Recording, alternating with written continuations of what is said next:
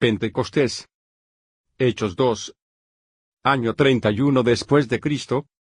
Fue un día absolutamente único en toda la historia de la humanidad. Un día sin precedentes ni posteriores. Ese día estuvo, y sigue estando, cargado de significado e importancia para la Iglesia y para el mundo. Permítanme ahora explicarles a qué me refiero. ¿Qué quiero decir cuando afirmo que Pentecostés en el año 31 después de Cristo fue absolutamente único? Por supuesto, no quiero decir que no haya habido otros Pentecostés. Pues, como escucharon esta mañana, Dios y su plan lo habían introducido en Éxodo y Levítico, casi 1500 años antes de que se celebrara ese primer movimiento. Y el pueblo de Dios ha celebrado Pentecostés de forma ininterrumpida. Estoy seguro, durante casi 2000 años. Pero tendrán que estar de acuerdo, si lo piensan bien, en que ninguno de esos otros Pentecostés fue como el primer Pentecostés del Nuevo Testamento. ¿Y por qué? Bueno, ¿por qué no? Ni siquiera necesitamos un relato similar en la historia de la Iglesia del Nuevo Testamento. Si bien se menciona en otros pasajes, y Pablo dijo que iba a celebrar Pentecostés en Jerusalén, algunas de esas declaraciones están registradas, pero nada comparable a este primer Pentecostés. Creo que hay una razón para ello. ¿Qué sucedió en aquel día tan especial? Sin duda, la diferencia fundamental de aquel primer Pentecostés radicó en que Dios derramó su Espíritu Santo sobre sus siervos con un poder sin precedentes. En Hechos 2, vemos a más personas, concretamente a los 12 apóstoles y quizás a algunos otros, imbuidos del poder de Dios como en ningún otro momento de la Biblia ni desde entonces. Esa es parte de la singularidad de aquel día. Esto no fue del todo inesperado. Si consultan Lucas 24, verán que Cristo lo había predicho. Aunque, como decía el Señor Roth esta mañana, es poco probable que lo comprendieran con mucho detalle. Jesús dijo, como recordarán, en Lucas 24, versículo 49. Así que la promesa fue dada, y luego se repitió en Hechos 1. Si recuerdan, si pasan a la página siguiente, en algunas de las palabras finales de Cristo a los discípulos poco antes de la resurrección. Versículo 4, así que Cristo y el Padre sabían claramente lo que iban a hacer, aunque, como dije, es improbable que los discípulos supieran exactamente qué esperar, ya que nunca habían experimentado nada parecido, o al menos nada similar. Cristo había insinuado cosas como esta antes en Lucas 22. Hizo, creo, lo que consideraríamos declaraciones algo similares a Pedro. Lucas 22. Y aquí es donde en el versículo 31 advirtió a Pedro. Dijo, y luego aquí hubo otra de estas declaraciones que supongo que Pedro no entendió muy bien. No creo que Pedro lo entendiera por lo que dijo a continuación. Dijo, y Cristo dijo, no. Me temo que no. Antes de que termine la charla. Me negarás 3 veces. Cristo lo sabía mejor. Pedro no. Y no significó mucho para Pedro cuando dijo, porque Pedro pensó en ese momento que tenía fuerza, que tenía poder, que podía afrontar las pruebas y tribulaciones que se avecinaban. Más tarde, él y el resto de los discípulos descubrieron que no era así. Antes de Pentecostés, todos se comportaban prácticamente igual que los demás, con buenas intenciones. Lo intentaron, pero eran débiles. Como dijo Jesús, el espíritu está dispuesto, la carne es débil. Después de Pentecostés, fueron transformados, como bien sabemos por la lectura de la Biblia. En mi opinión, el milagro no reside tanto en lo que ellos hicieron por Dios, sino en lo que Dios hizo repentinamente en y a través de ellos. ¿Cómo pudo suceder esto? 50 días antes. Un par de meses antes. Estaban confundidos y dispersos.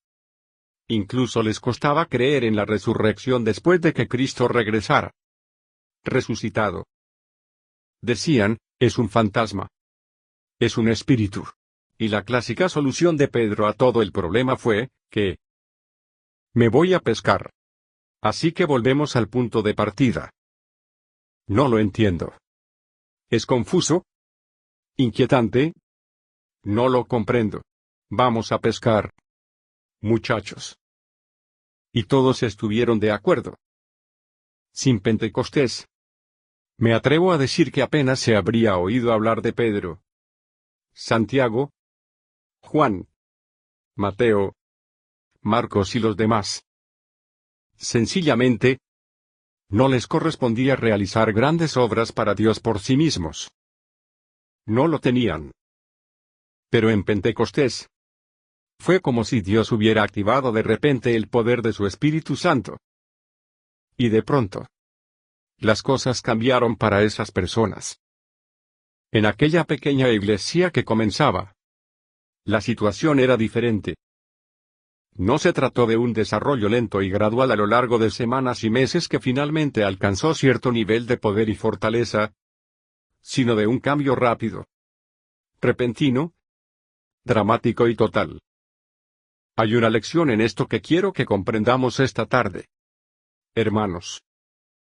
Y es simplemente esta: cuando Dios decide actuar en el momento oportuno, las cosas pueden cambiar repentinamente.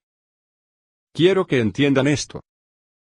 En Pentecostés del año 31 después de Cristo, llegó el momento de que Dios actuara. Y, sin duda, las cosas cambiaron, como leemos en Hechos 2.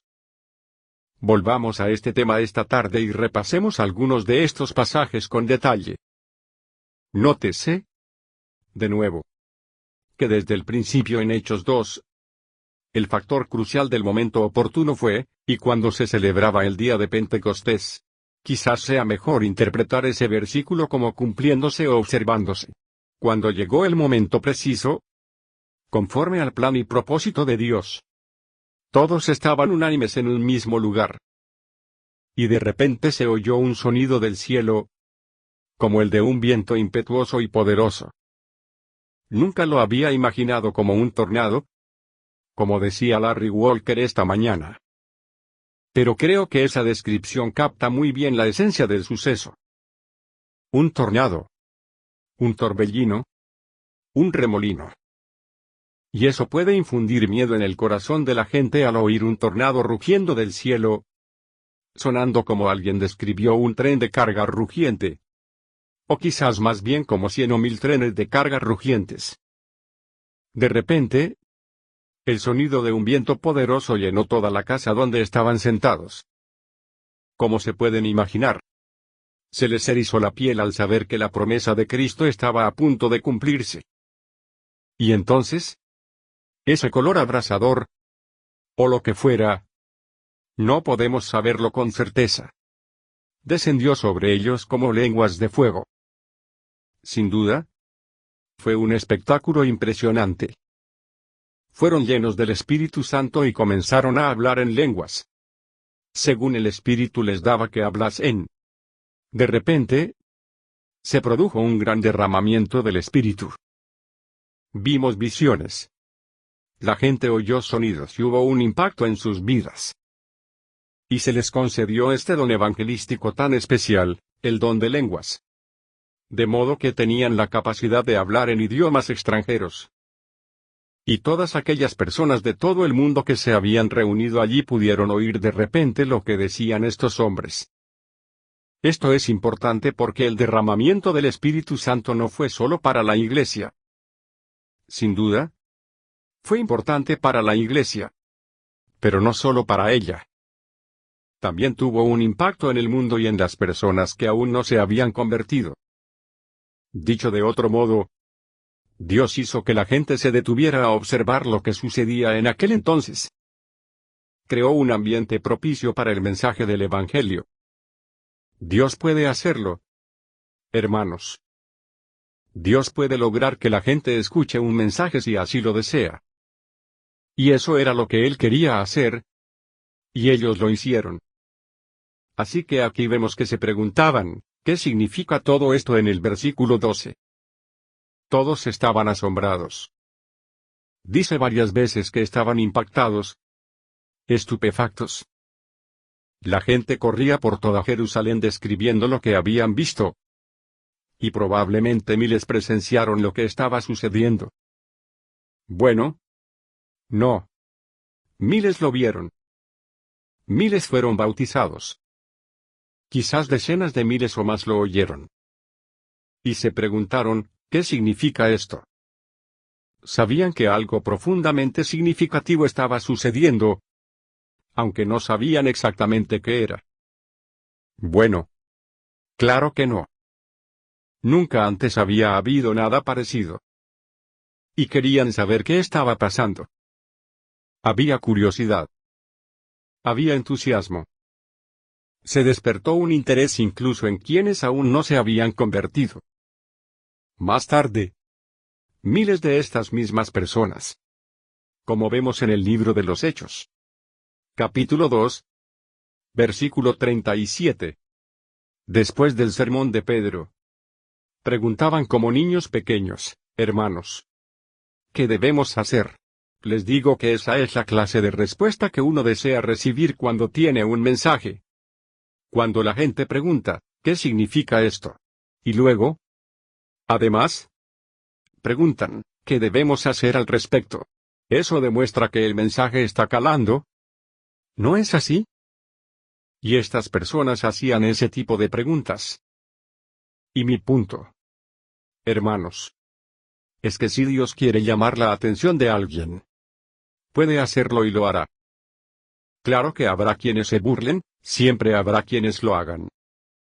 Aunque, como decía el señor Walker esta mañana, no fue una explicación muy convincente. Sugería que se podía hablar en lenguas por haber bebido demasiado vino. Pero siempre habrá escépticos. Sin embargo, Pedro los dejó bastante callados al decir, como en el versículo 16, que esto era lo que había dicho el profeta Joel. Acontecerá en los últimos días. Versículo 17. Dice Dios, que derramaré mi espíritu sobre toda carne, y vuestros hijos y vuestras hijas profetizarán, vuestros jóvenes verán visiones y vuestros ancianos soñarán sueños. Y sobre mis siervos y sobre mis siervas derramaré en aquellos días de mi espíritu. Y profetizarán. Y mostraré prodigios en el cielo arriba, señales en la tierra abajo, sangre, fuego, vapor y humo. Y el sol se convertirá en tinieblas, y la luna en sangre, antes que llegue el día grande y glorioso del Señor. Y sucederá que todo aquel que invoque el nombre del Señor será salvo. Pedro les explicó entonces, basándose en un pasaje muy acertado del Antiguo Testamento, en Joel, lo que estaba ocurriendo. Y más tarde, como saben, en el versículo 37, cuando respondió a la pregunta de qué debían hacer, les mandó arrepentirse y bautizarse, prometiendo que así también recibirían el Espíritu Santo. Y en un solo día, 3,000 personas recibieron el mensaje. Así de fácil. Y fueron bautizadas. Y en los días siguientes, miles más acudieron a la iglesia. Y la iglesia comenzó con gran ímpetu, con mucha fuerza. Y tuvo un inicio muy rápido, con poder. Se realizaron prodigios adicionales, como leemos en el versículo 43. Un temor reverencial se apoderó de todos. Y los apóstoles hicieron muchos prodigios y señales. Ahora bien, además de ser único, como dije, este día de Pentecostés está cargado de significado para nosotros hoy. Dios no lo registró en su palabra simplemente como un acontecimiento histórico interesante. Hay mucho dualismo aquí. Muchos paralelismos con nuestros días. Nótese que Pedro comenzó diciendo, citando a Joel, esto sucederá en los últimos días. ¿Eran los días de Pedro los últimos días? Bueno, en cierto modo, sí. Ocurrieron cientos de años después de los de Joel. Pero si los días de Pedro fueron los últimos días, sin duda nosotros también los seremos. Y muchas de las cosas de las que habló Pedro aquí no se han cumplido del todo.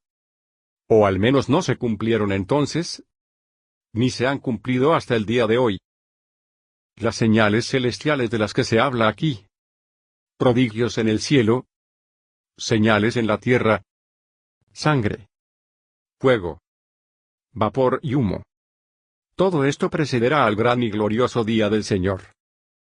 Ese pasaje, si lo analizamos versículo por versículo, se ajusta mucho más a nuestra época que a la de Pedro.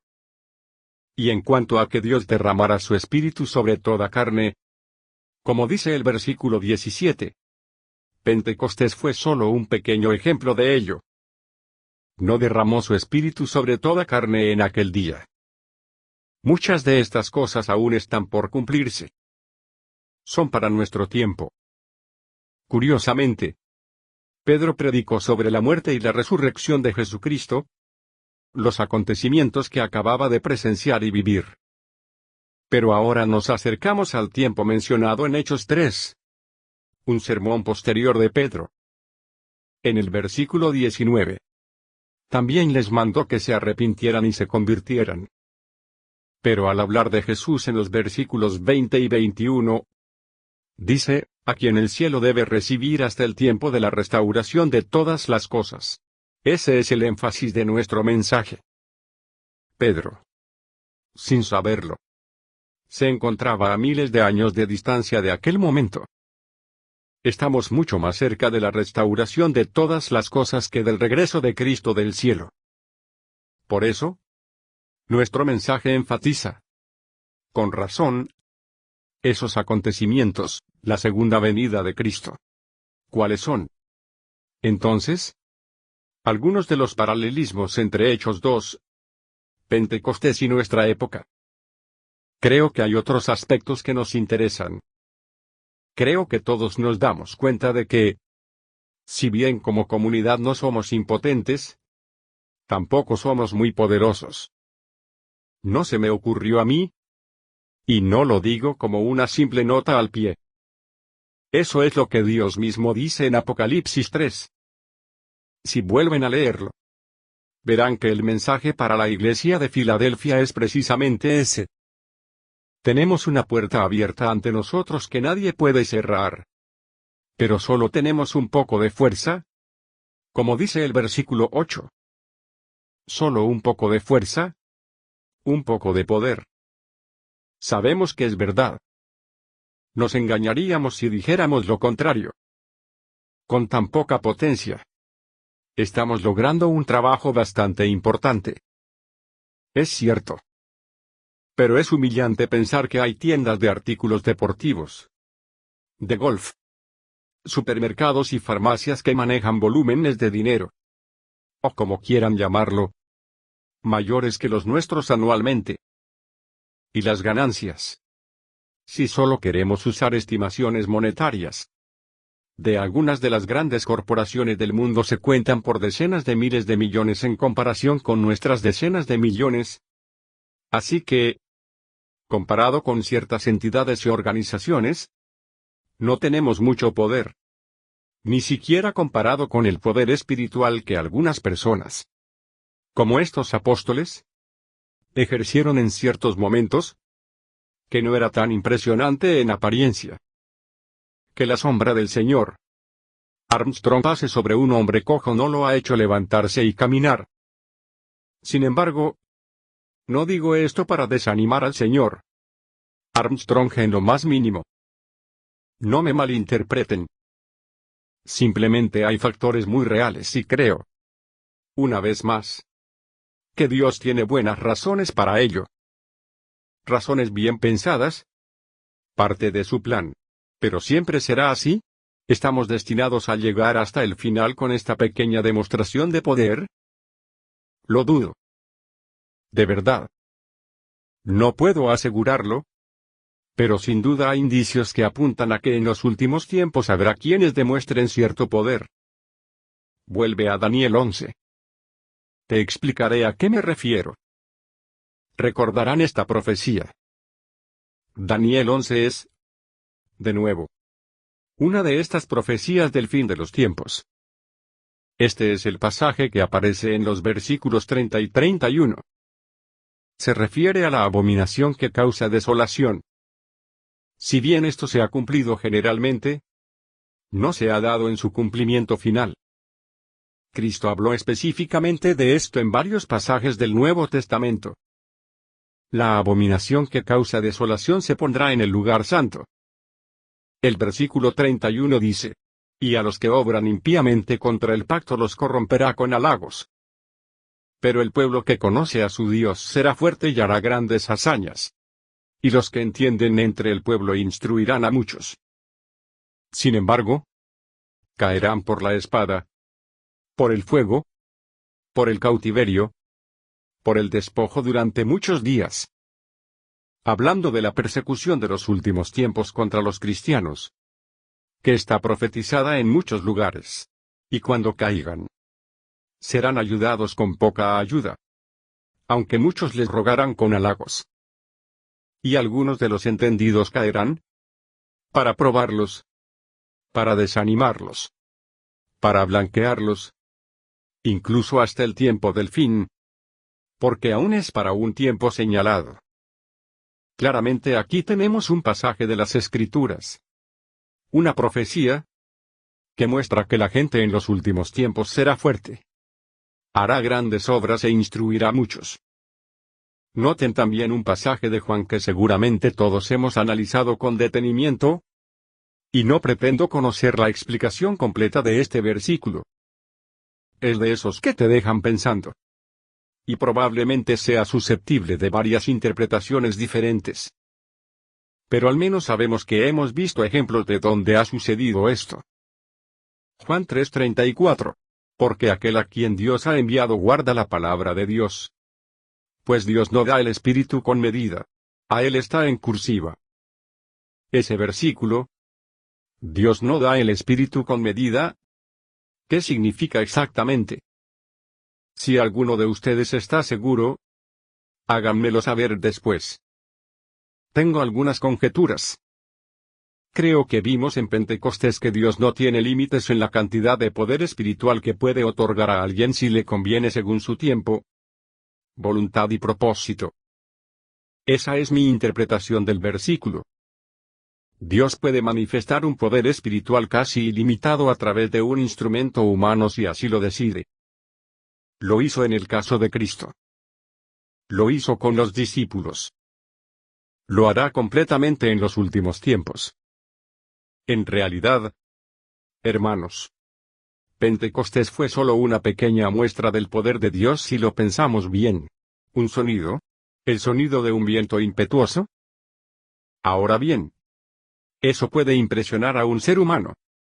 Pero, ¿creen que a Dios le impresiona tanto el ruido? ¿Cómo creen que suena ese ruido? Quizás a una milla de distancia del Sol. Bueno, ese es un ejemplo absurdo para un ser humano porque nadie puede oírlo. Esa cita. Pero a 10.000 millas de distancia, o 100.000 o 1.000.000 o lo que sea, estamos a 93 millones de millas del Sol. Así que no lo oímos. Pero, ¿cómo sería oír explosiones que estallan en el espacio a 100.000 millas o más de distancia? Aviones que a veces salen disparados, según tengo entendido, hasta quizás 1/4 de millas de la superficie del Sol. ¿Sonido? ¿Qué es lo que hace que un sonido le parezca a Dios? ¿Llamas? El mismo problema. Unas cuantas pequeñas llamas cayendo. Impresionante. De nuevo. Desde la perspectiva humana. Pero, francamente, sospecho que el día de Pentecostés, Dios tuvo que contenerse. Para Dios no era algo tan importante. Unas cuantas curaciones. Idiomas extranjeros. De nuevo. Desde la perspectiva de Dios, cosas muy sencillas. No creo ni por un instante que ninguna de esas cosas demuestre realmente el poder de Dios. No en comparación con algunas de las cosas que vamos a ver. ¿Recuerdan Hechos 2, 19 y 20? Donde se habla de las señales celestiales. Fíjense en Ageo, un pasaje bíblico al que el Sr. Armstrong se refirió en algunas de sus cartas recientes, que se relaciona con el testimonio de los dos testigos. Un amigo de allá en el Antiguo Testamento, uno de esos profetas menores, justo después de Sofonías, antes de Zacarías, y están entre las dos Z. Si encuentran cualquiera de las Z y hallan lo que hay en medio, lo encontrarán. Ageo. Capítulo 2. Versículo 6. Este es un momento en que quizás Dios no se contenga tanto. Porque así dice el Eterno de los ejércitos, aún una vez. Dentro de poco tiempo, según Dios calcula el tiempo, sacudiré los cielos y la tierra, el mar y la tierra firme, y sacudiré a todas las naciones. Y vendrá el deseado de todas las naciones. Y llenaré esta casa de gloria, dice el Señor de los ejércitos. Y un pasaje bíblico que el Sr. Armstrong ha visto y presenciado personalmente de una manera bastante notable se encuentra en el versículo 22. Dios dice, derribaré el trono de los reinos, destruiré el poder de los reinos de las naciones. Derribaré los carros y a quienes los conducen, los caballos y sus jinetes caerán, cada uno a espada de su hermano. Así pues, este es un tiempo en que Dios dice que sacudirá los cielos y la tierra, y reinos enteros serán derrocados. Y, de nuevo, hasta ahora solo hemos visto, quizás, el cumplimiento inicial de esto, comparado con lo que veremos hasta que, finalmente, todos los gobiernos sean derrocados. Así que supongo que sería perfectamente justo decir, hermanos, que aún no han visto nada comparado con lo que probablemente verán con sus propios ojos antes del fin de esta era. Apocalipsis 11 muestra que este poder no solo será manifestado por Dios sin la intervención humana, sino que también actuará a través de instrumentos humanos. Apocalipsis 11, por supuesto, hace referencia a los dos testigos. Y lo que Dios dice específicamente sobre ellos en el versículo 3 es, les daré poder bajo mis dos testigos. Se habla de los dos olivos y los dos candelabros que están delante del Dios de la tierra, lo cual nos remite a Zacarías 4. Si alguien los daña, de su boca sale fuego que devora a sus enemigos. Y si alguien los daña, muere de esta manera. Tienen poder para cerrar el cielo, impidiendo que llueva durante los días de su profecía, y tienen poder sobre las aguas para convertirlas en sangre, y para castigar la tierra con toda clase de plagas cuantas veces quieran. Eso es más poder que el que ejercieron Moisés y Aarón sobre Egipto. Hicieron cosas similares, pero en un solo país. Los dos testigos tendrán poder sobre toda la tierra. Todas las naciones del mundo verán la manifestación del poder de Dios a través de estos dos hombres. Es asombroso pensarlo. ¿Crees que estos serán los únicos dos que Dios usará en los últimos tiempos? Creo que no hay duda de que serán los principales. Pero si vuelves a Zacarías 3, verás un versículo interesante intercalado entre un pasaje sobre Zorobabel y Josué, el sumo sacerdote, que creo que es la forma en que Zacarías habla de los dos testigos o de los dos olivos por su nombre. Y dice en el versículo 8 de Zacarías 3 y versículo 8 escucha ahora, Josué, sumo sacerdote, tú y tus compañeros que se sientan delante de ti vamos a actualizar eso ahora. Probablemente se habla de uno de los dos testigos. Estúdialo. Zacarías 3 y 4 en Apocalipsis 11. Por si no estás de acuerdo. Tú y tus compañeros que se sientan delante de ti. Porque son hombres de asombro. El margen dice hombres de asombro o señales. Y no se trata solo de hablar de judíos. Se trata de un grupo de hombres que inspiran admiración. Son hombres que causan asombro. Y sin duda habrá muchos hombres así que, en los últimos tiempos, serán admirados por las señales que Dios mostrará.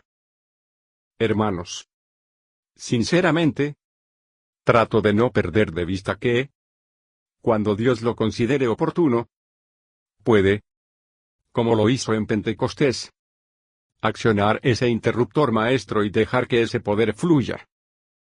Y entonces las cosas cambiarán repentinamente. Y hoy quiero animarlos a pensar de esa manera y a considerar esas posibilidades. Las razones las explicaré con más detalle a medida que avancemos. ¿Y qué hay de ese clima de acogida que vimos que Dios creó allí en Hechos 2? De modo que la gente sí se detuvo y prestó atención. Como saben, hoy en día no vemos mucho de eso, salvo algunas excepciones. Cuanto más lejos pueda ir el señor Armstrong de Pasadena, California, de los Estados Unidos, si pudiera llegar a Sudáfrica o Filipinas, sería un perfecto cumplimiento del proverbio que dice que un hombre no carece de honor sino en su propia tierra. Allí, al parecer, puede tener algo de honor y respeto. Y la gente parece prestarle atención. Pero aquí, en esta nación, no tenemos. Y creo que la mayoría de nosotros lo admitiríamos rápidamente, un clima propicio para la recepción del Evangelio. Mucha gente se pregunta, ¿qué significa esto? ¿Y qué haremos al respecto? Algunos responden, mientras que muchos otros se burlan. Como bien sabes, son muchos más los que se burlan que los que escuchan.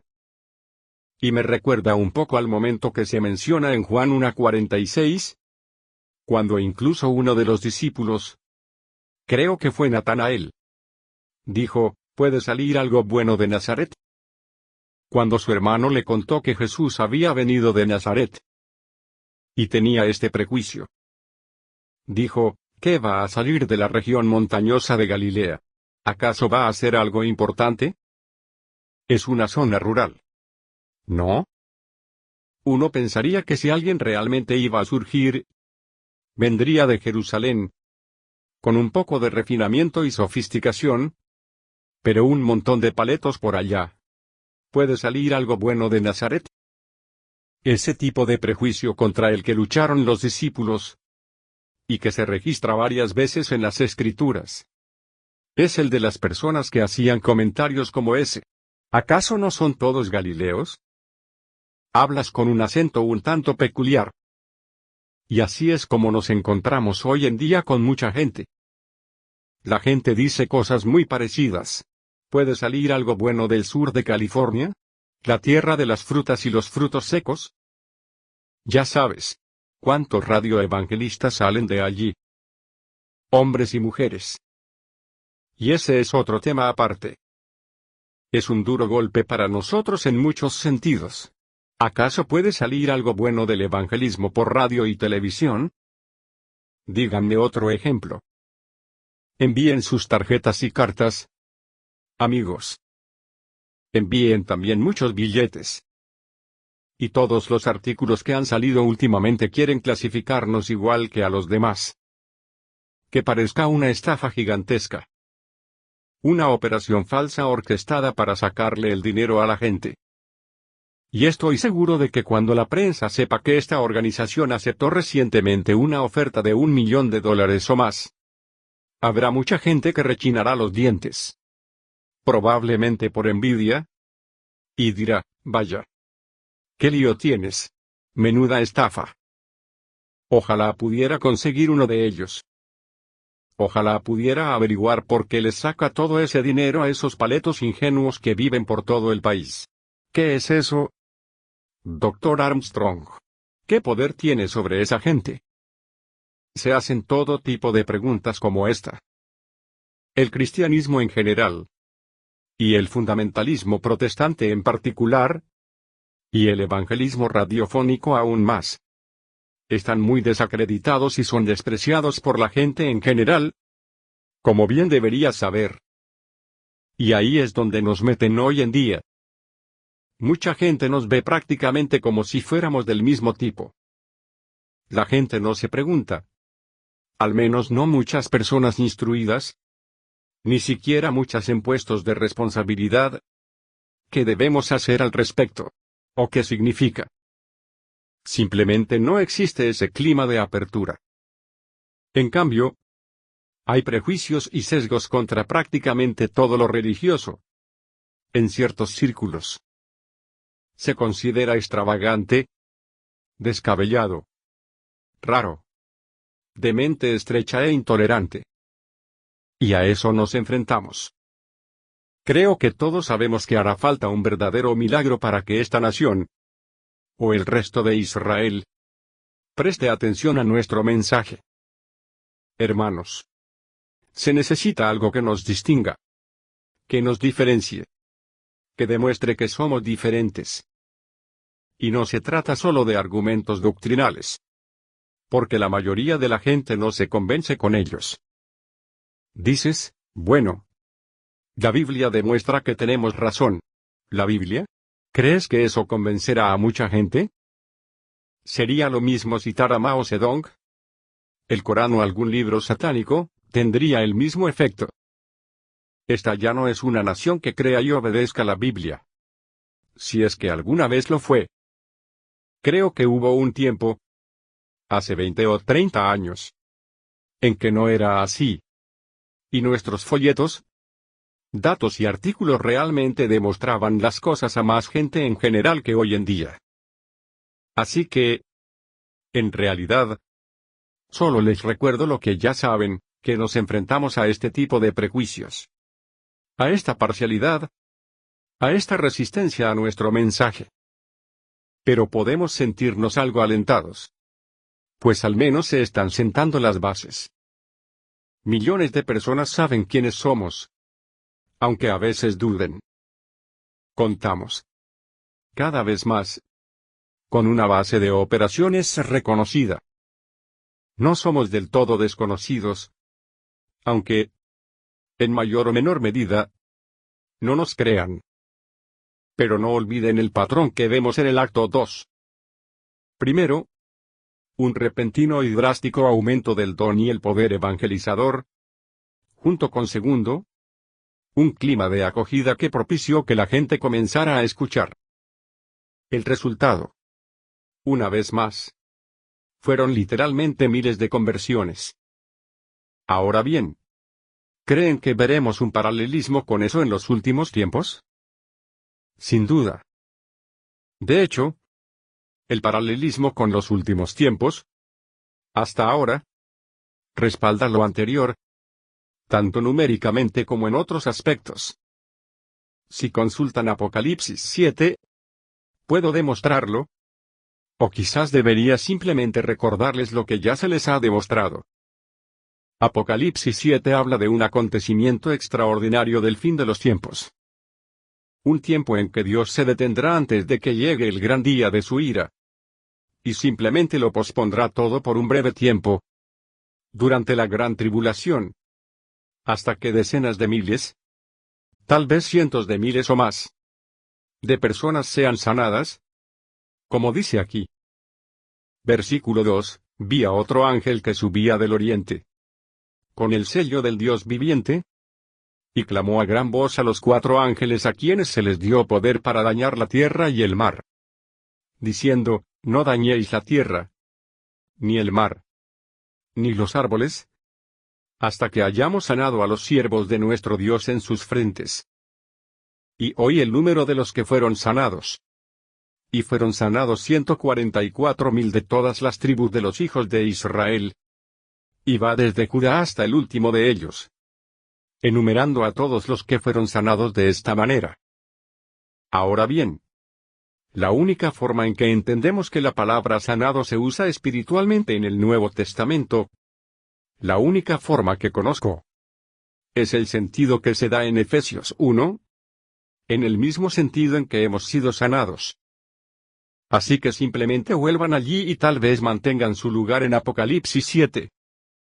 Dice en el versículo 13, la última parte de Efesios 1, que fueron sanados con ese Espíritu Santo de la promesa.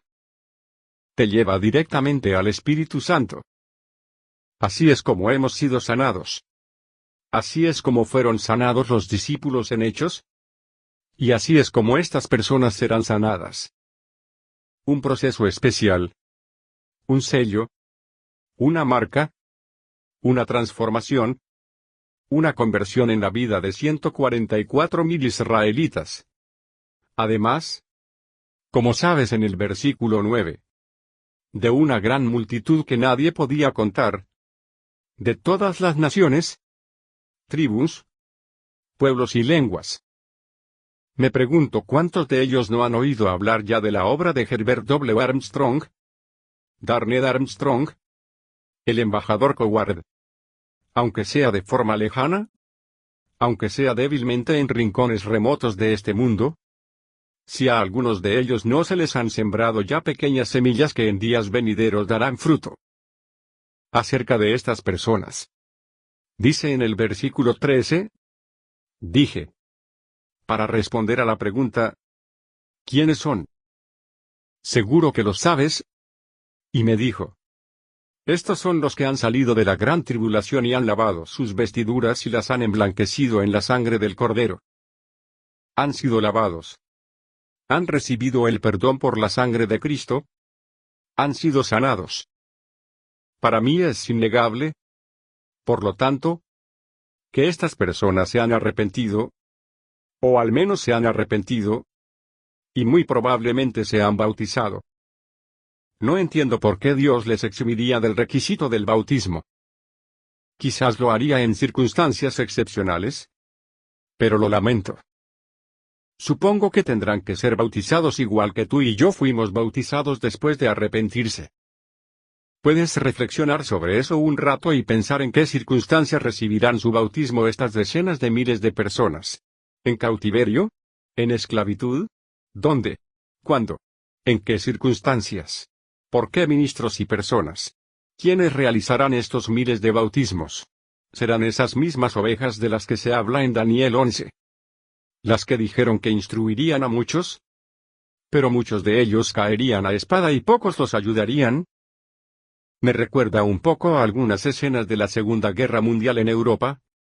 Solo que esta vez con un trasfondo de actividad espiritual. Escenas impactantes entre cautivos. Víctimas de campos de concentración y otros. ¿Dónde? ¿Cuándo? ¿Bajo qué circunstancias? ¿Por qué ministros y personas? ¿Quiénes realizarán estos miles de bautismos? Serán esas mismas ovejas de las que se habla en Daniel 11. Que dijeron que instruirían a muchos. Y sin embargo muchos de ellos caerían a espada. ¿Y pocos los ayudarían? Me recuerda un poco a algunas escenas de la Segunda Guerra Mundial en Europa. Solo que esta vez con un trasfondo de actividad espiritual. Escenas notables entre cautivos.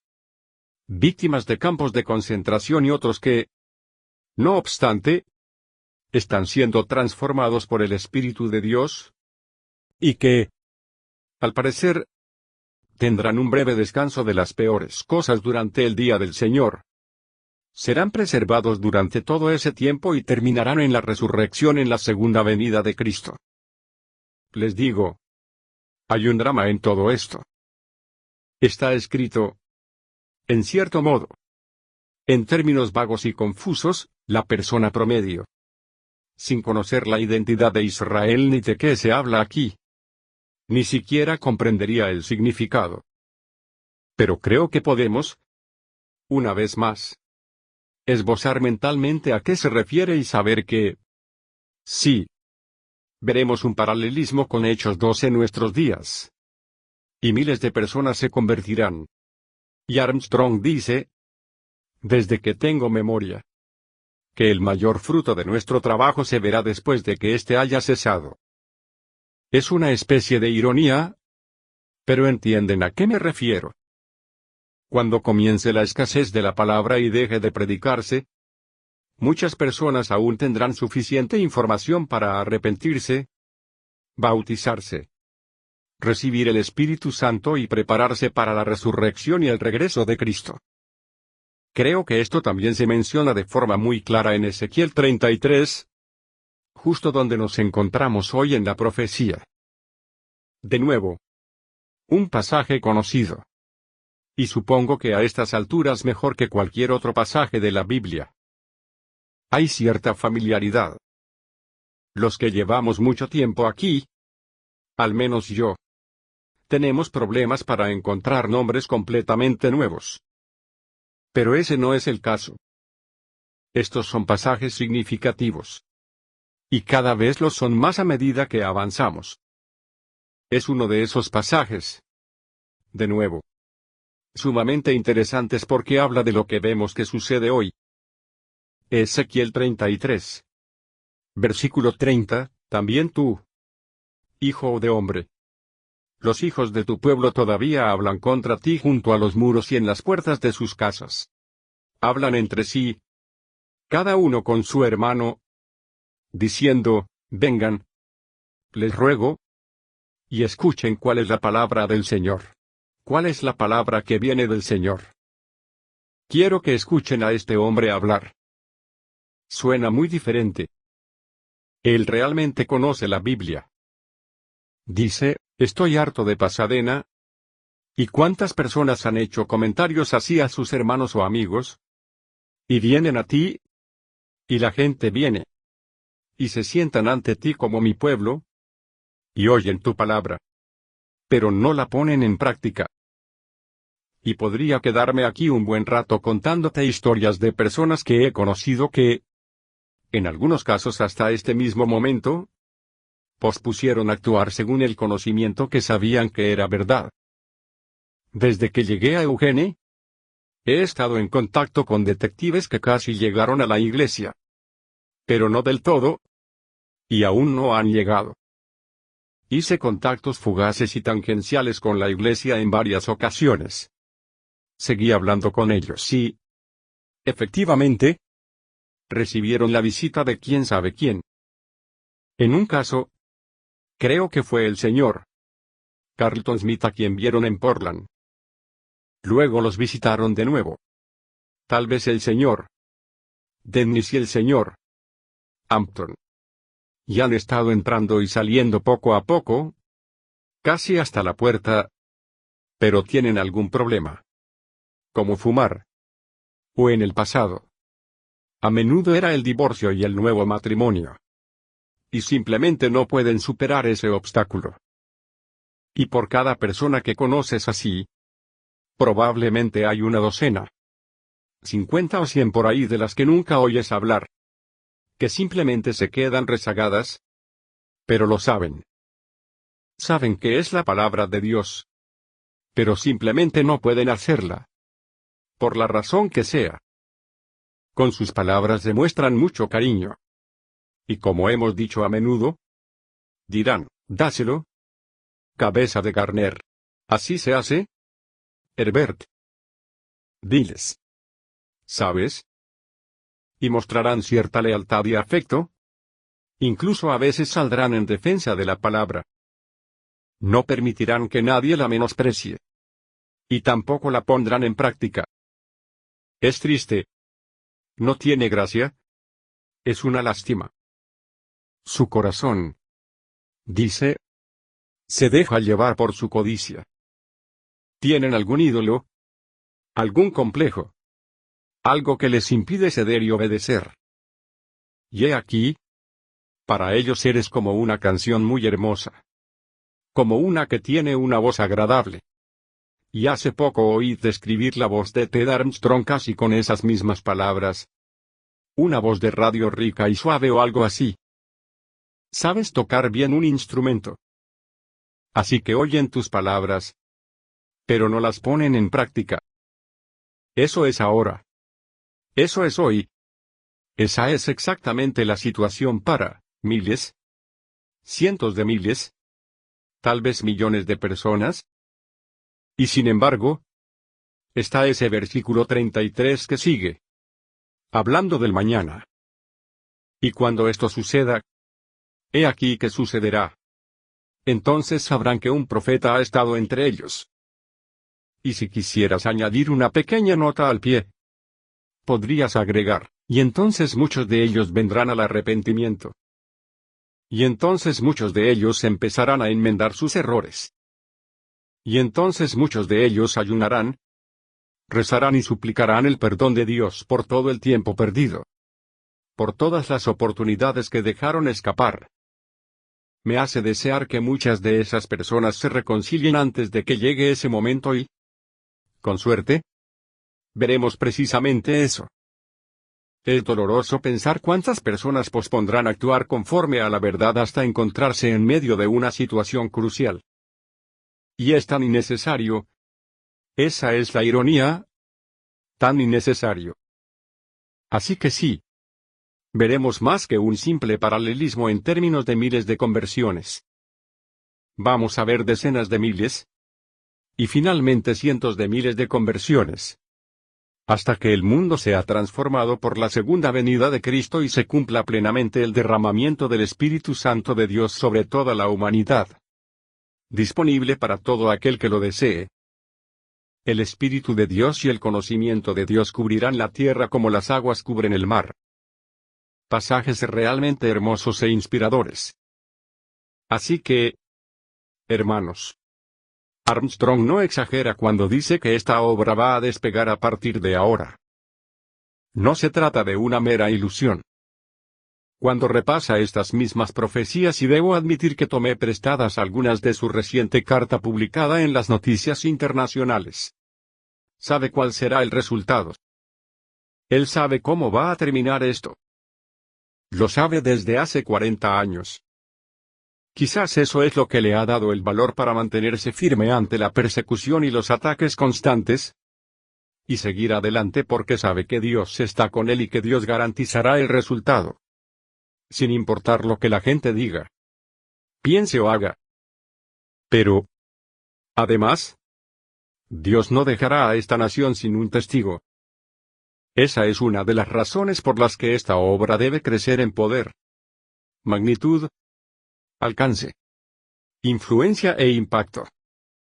No puede ser realizada por los dos testigos durante la gran tribulación, porque eso no beneficiaría a Estados Unidos, Gran Bretaña ni a los demás países israelitas, ya que para entonces ya estarán involucrados. Tenemos que ver algún tipo de testimonio más firme para esta nación. Creo firmemente, y lo saco de muchas cosas.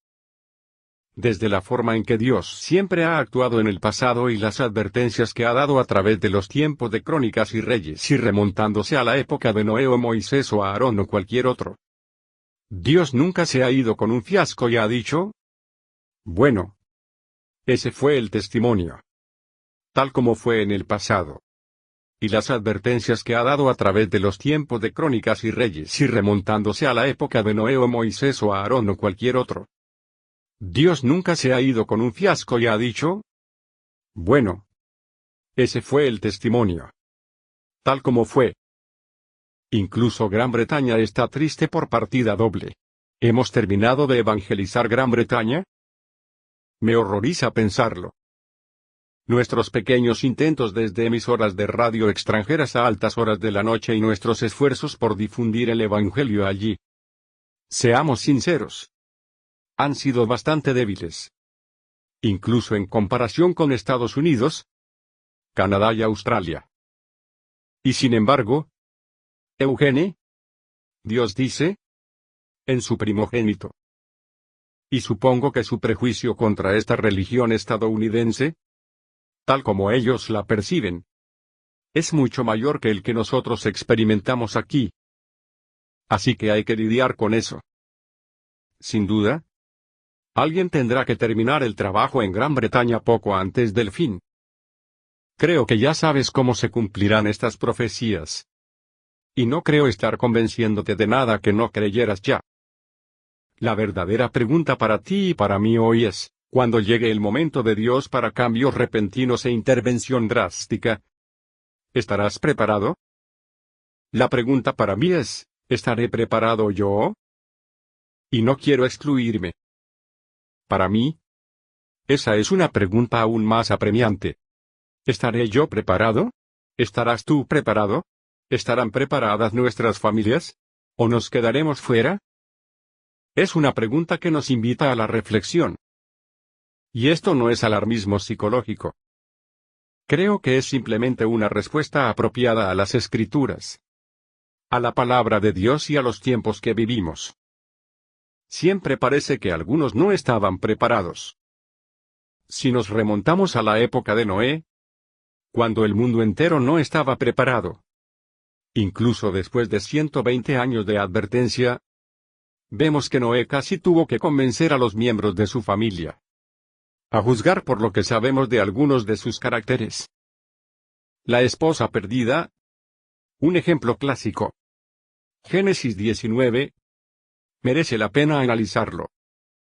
Cristo dijo que no debíamos olvidar ese ejemplo, al que se refiere específicamente en el Evangelio de Lucas. Dios iba a destruir Sodoma y Gomorra. Una vez más. Dios iba a intervenir. Dios iba a cambiar algo que probablemente había estado ocurriendo durante, quién sabe, quizás cientos de años, desde la época del diluvio. Iba a poner fin a algo que se había vuelto tan inmundo y abominable que ya no era algo común. Y les digo que Sodoma y Gomorra están aquí. Es ahora. Lean su ejemplar del Sunda y Emerald y lean sobre la prostitución adolescente aquí mismo en Eugene. Muchos de ustedes probablemente lo hicieron esta mañana durante el desayuno, con café, y sobre prostitutas de 15 años aquí mismo, en la clandestinidad, cumpliendo 6 años por $30 cada uno, o menos. Ya está aquí. Muchos de ustedes vieron quizás el especial de televisión la otra noche. Alexander. El otro lado del amanecer. Hollywood. Sunset Strip. Prostitución masculina. Homosexualidad. Es tan descarado, tan común allí abajo, y en muchas otras partes de la nación, que actualmente nos hemos convertido en una moderna Sodoma y Gomorra.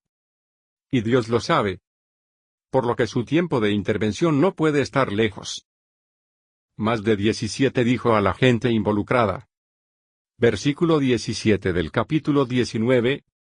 Sucedió que cuando los sacaron afuera, Dios los sacó de allí. Él dijo, escapad por vuestra vida. No miréis atrás, ni os detengáis en las llamas, sino buscad la montaña para que no se consumáis. Y Lot dijo, no. No. No es así, mi señor. He aquí algo extraño. Algo que seguramente veremos reflejado en el tiempo del fin. Lot necesitaba una ciudad.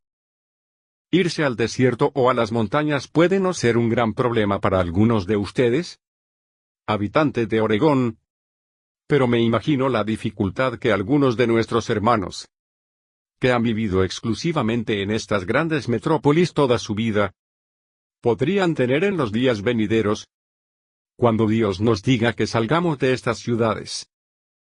Lot se sentó y suplicó, por favor, déjenme ir a una ciudad. Hay una pequeña, justo al pie de la colina. No está muy lejos. Y Dios tuvo que darle la oportunidad de salir de la ciudad que iba a ser destruida. Oye, dijo, si Cate la golpea, porque no puedo hacer nada. Sal tú. Y volvió a Zoar, que significa poco. Y así salió el sol sobre la tierra cuando Lot entró en Zoar, y el Señor reinó sobre Sodoma y Gomorra. Azufre y fuego del Señor desde el cielo, y destruyó todas aquellas ciudades de aquella llanura y a sus habitantes. Pero, como dice el versículo 26, su esposa regresó. Algo que Dios específicamente había prohibido. Ella miró hacia atrás desde detrás de él y se convirtió en asesina de almas. Y en el versículo 17, donde Cristo dice simplemente, recuerda a la esposa de Lot, se refería a esa misma actitud, la de mirar hacia atrás con cierta nostalgia y arrepentimiento. Hablaba de salir y quizás subirse al tejado. Dijo, no vuelvas a intentar sacar tus cosas de la casa. Simplemente baja del tejado y vete. Que no regrese, dice la última parte del versículo 31. Que no se entretenga. No se demore. Recuerden a la esposa de Lot. Les cuento esto para ilustrar que siempre hay quienes parecen reacios a actuar, a cambiar. Sus sentimientos van a la saga. Permanecen ancladas en el pasado. La Biblia está repleta de ejemplos como este, 5 versiones insensatas de Mateo 25. Ananías y Zafira. Otro ejemplo notable porque encaja perfectamente con lo que estamos tratando. Ananías y Zafira vivieron todo lo que se describe en Hechos 2. Vieron los milagros, las curaciones. Probablemente conocían esas cosas por su propia experiencia. Y aún así, seguían tan absortos en el materialismo que les costó la vida. Seguían jugando a las pequeñas y ridículas fantasías materialistas con Dios y los apóstoles en medio de esos milagros, en medio de esas señales. Eso dice mucho del corazón humano, ¿no? A pesar de la extraña capacidad de la mente para hacer señales y prodigios de Dios. Hemos insistido muchas veces en que los milagros por sí solos no transforman a las personas. Israel vivió una época de milagros, pero no todos cambiaron. La conversión sí transforma a las personas. La presencia del Espíritu Santo transforma a las personas. Pero los milagros externos por sí solos no parecen tener ese efecto. Ayer, en el sermón sobre Lucas 21, que analizaremos brevemente más adelante, vimos la misma advertencia de Dios, que estas cosas pueden sorprendernos desprevenidos, sin estar preparados para recibirlas. Tengan cuidado, no sea que sus corazones se llenen de ambición o, como Harry Walter mencionaba en la iglesia Phillips, si no me equivoco, que sus mentes se nublen. Creo que es una traducción alternativa muy buena.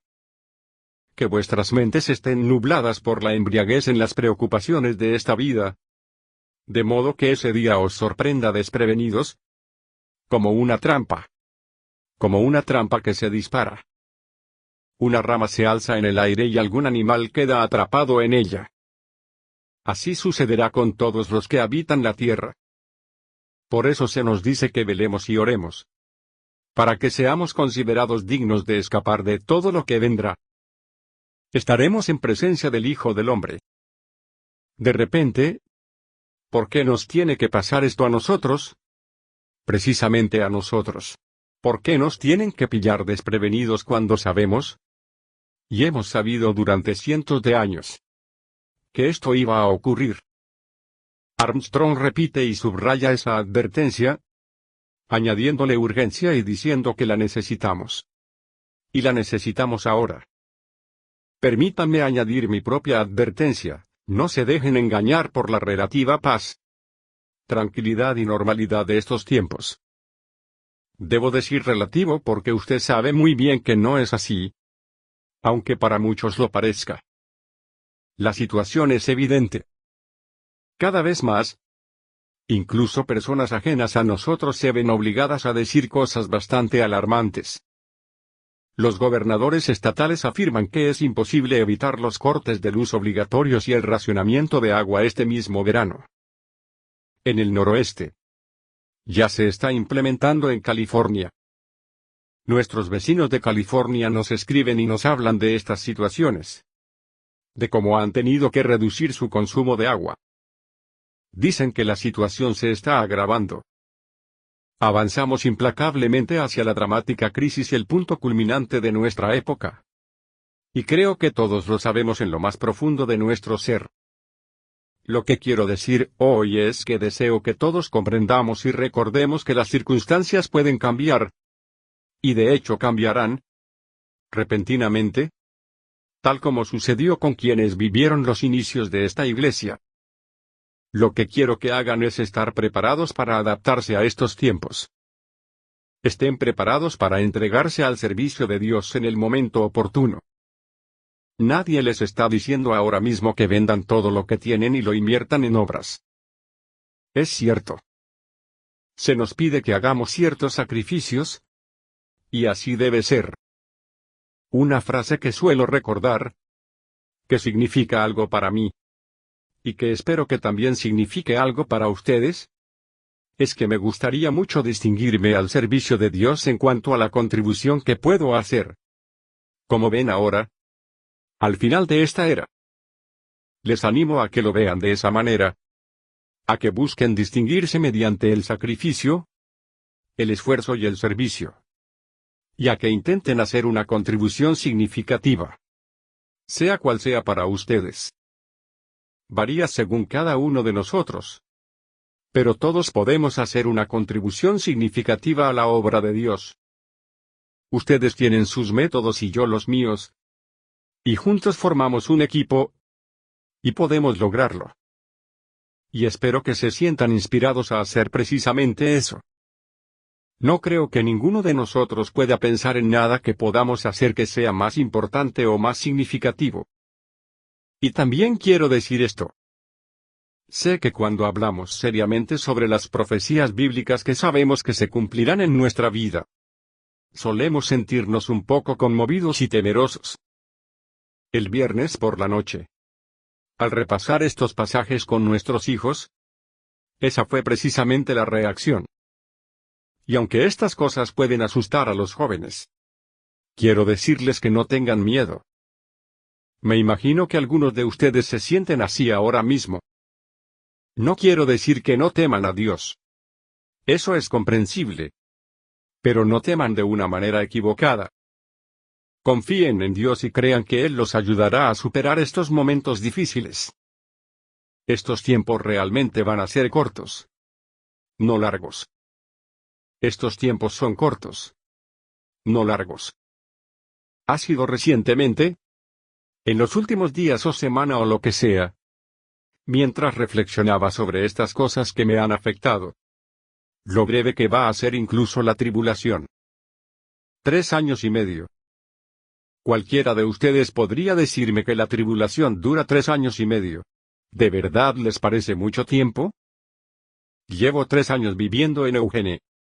Aproximadamente el mes que viene. Ya sabes, el tiempo pasa volando. Probablemente viviremos la mayor parte de ese tiempo. Y supongo que, con todo lo que va a pasar, pasará muy rápido. O sea, no te aburrirás por falta de emoción. Te lo aseguro. Pasará. No durará indefinidamente. Por muy mal que se ponga. Y estoy convencido de que si hacemos nuestra parte, Dios nos librará de lo peor y nos guiará a través de ese tiempo hacia el mundo de mañana. Así que quiero animarlos a no quedarse estancados en algunos de los peores traumas y cosas horribles que cualquiera de nosotros pueda imaginar al mirar hacia el futuro, sino a seguir adelante. Más allá de eso. Y fe. Como seguramente muchos de nosotros tenemos. Si eso es lo que se necesita para llegar al reino, que así sea. No es que quiera ver sufrir a nadie. Ese no es el objetivo. Por supuesto. Pero valdrá la pena. No hay otra manera de resolver el problema. Así que manos a la obra. Y no tengo la menor intención de retrasar lo que está por venir. Tampoco tengo prisa por apresurarlo. Creo que estoy en un punto intermedio. Pero, sinceramente, creo que cada vez estoy más preparada y dispuesta a aceptarlo y decir que así sea. Como dicen los ángeles que le dicen a Dios en el Apocalipsis, que así sea. Amén. ¿Y ese es un juicio justo? Le dicen a Dios. Que Dios ha juzgado de esa manera. Y permítanme añadir que recuerden que sus palabras son bien recompensadas en el reino de Dios. El esfuerzo que hacemos ahora tendrá una recompensa más que suficiente. Como bien saben. Así que, hermanos, en este día de Pentecostés, permítanme, para concluir, pedirles, o mejor dicho, exhortarlos, a que le pidan a Dios que les dé generosamente su Espíritu Santo. Creo que con el derramamiento del Espíritu de Dios y las pruebas y tribulaciones por las que vamos a pasar, veremos una purificación de nuestra actitud colectiva y un retorno a la integridad y la paz de Dios. A la pureza, la belleza y la verdad que sabíamos que eran quizás una parte más importante de nuestra experiencia en la Iglesia de Dios en el pasado de lo que podría ser en el presente.